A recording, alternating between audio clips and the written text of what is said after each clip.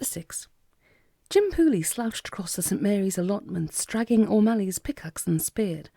At intervals he stopped and cursed. He was sure that he had got the worst part of this deal. Omally was probably even now sitting in Norman's kitchenette, sipping celery hock and discussing contracts.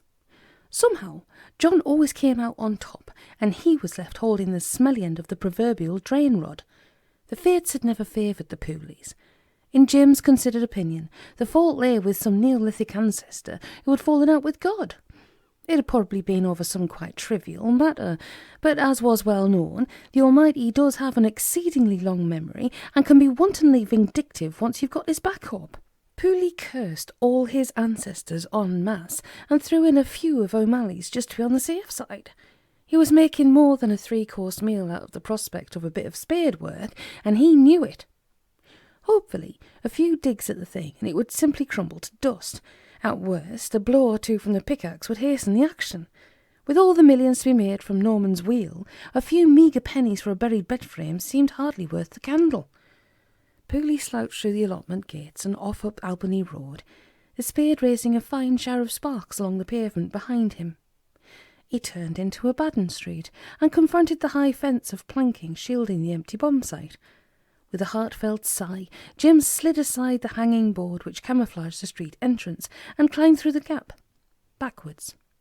An ill-considered move upon his part.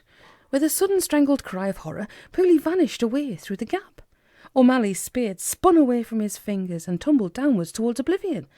By the happiest of chances, Jim maintained his grip upon the pickaxe, whose head now jammed itself firmly across the gap. Where once there had been well-trodden ground, now there was complete and utter nothing. The bomb site had simply ceased to exist. Jim was swinging precariously by a pickaxe handle over the sheer edge of a very, very large pit indeed. It was the big daddy of them all, and as Jim turned terrified eyes down to squint between his dangling feet, he had the distinct impression that he was staring into the black void of space. "Help!" wailed Jim Pooley, who was never slow on the uptake when he discovered his life to be in jeopardy. "Falling man here, not waving but drowning. Help!" Jim swung desperate feet towards the wall of the chasm. His hobnails scratched and scrabbled at the sheer cliff face, but failed to find a purchase. "Oh, woe!" said Jim. "Oh, help!"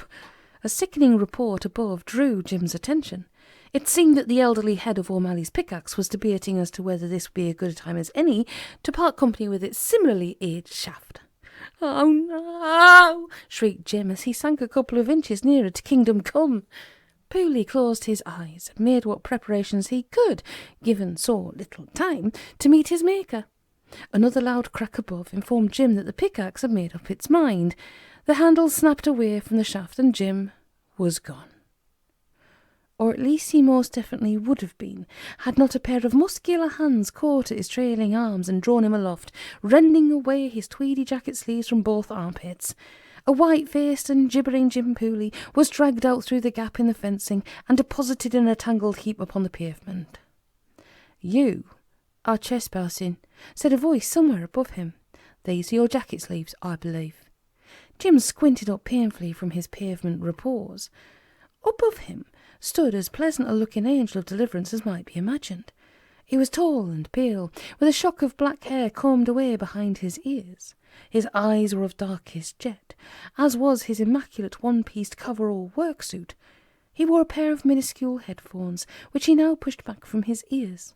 Jim could hear the tinkling of fairy-like music issuing from them. "I was passing and I heard your cries," the young man explained. "You were trespassing, you know." Jim climbed gracelessly to his feet and patted the dust from what was left of his jacket. He accepted the sleeves from the young man and stuffed them into a trouser pocket. "Sorry," said he, "I'd no idea. My thanks, sir, for saving my life." "It is no matter," said the young man.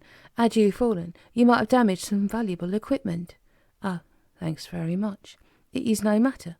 This site is being acquired and excavated for a new complex to be built. Latanos and Romulus Limited. Oh, those lads." Pooley blew on to the scorched palms of his hands. The acquired for Latanos and Romulith signs had been blossoming upon all manner of vacant plots in Brentford recently, and the black glazed complexes had been springing up overnight like dark mushrooms. Exactly who Latanos and Romulith were, nobody actually knew, but that they were very big in computers was hinted at. "Don't let the mark post on your allotment fall down," folks said, "or the blighters will stick a unit on it." "Well, again, my thanks," said Jim. "I suppose you didn't see anything like an old bed frame while your lads were doing the excavations?" "Bed frame?" The young man suddenly looked very suspicious indeed. "Well, never mind.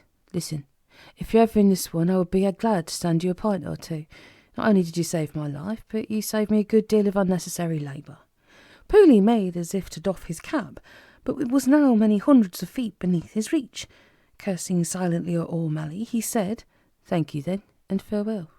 Snatching up O'Malley's pickaxe head, he shambled away down a Baden street, leaving the young man staring after him wearing a more than baffled expression.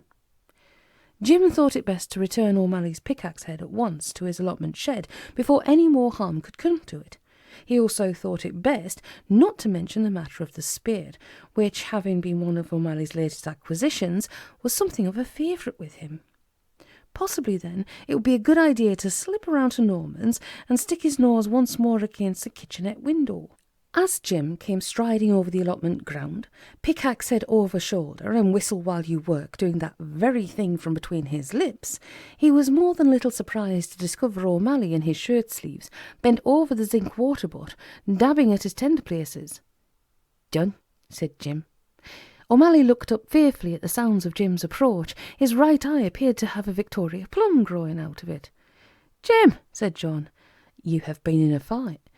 "Astute ever, I see." "Outnumbered. How many of 'em? 3, 4? "Just the one." "Not from round these parts, then? Circus strongman, was it? Sumo wrestler? Surely not." Pooley crossed himself. Count Dante himself. "Close," said Omally, feeling at his jaw, which had developed a most alarming click. "Corner shopkeeper, actually." Pooley hastily secreted the pickaxe head behind his back, turned over a handy bucket, and sat upon it. "Not Norman? You jest, surely." "Look at my shirt collar."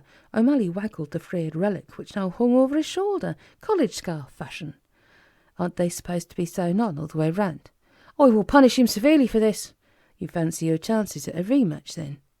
Omally shook his head painfully and whistled. "Not I. Certainly the man's been personally schooled in the brutal maiming disfiguring art of Demac by none other than that very great Grand Master of the craft to whom you formerly alluded." "Gosh," said Jim. "I will have him down from a distance when he comes out to take in his milk tomorrow." "The half-break?" "Nothing less. I feel that we can forget about the ever-spinning wheel for the time being. Still, all is not yet lost. How did you fare with the bed?" Omally peered over Jim's shoulder. "Got it locked away somewhere safe, then?" Pooley scraped his heels in the dust. "What have you done with the bed, Jim? And where are the sleeves of your jacket?" "Ah," said Jim. "About the bed.